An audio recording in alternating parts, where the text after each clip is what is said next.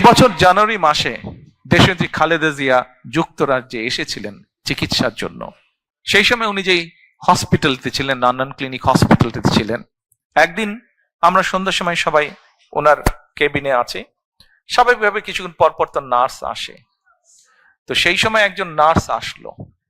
নার্সটা এসে আমরা যারা ছিলাম মোটামুটি আমাদের সবাইকে বলছে, আম্মার দিকে তাকিয়ে বলছে, আমি কিন্তু তোমাকে জানি তুমি কে।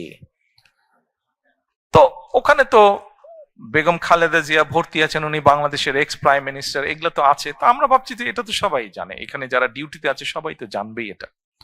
তখন নার্সটি নিজেই বলছেন, না, তোমার যেগুলো অফিসিয়াল প্রোটোকল আছে বা ছিল সেটা তো আমি জানি, কিন্তু আরেকটা ভাবে তোমাকে আমি চিনি এবং অনেক আগে থেকে তোমাকে আমি জানি। আমি যখন ছোট ছিলাম সেই সময় থেকে তোমাকে আমি চিনি, জানি। তো আমরা একটু অবাক হয়ে জিজ্ঞেস করলাম, কিভাবে তুমি ওনাকে চেনো?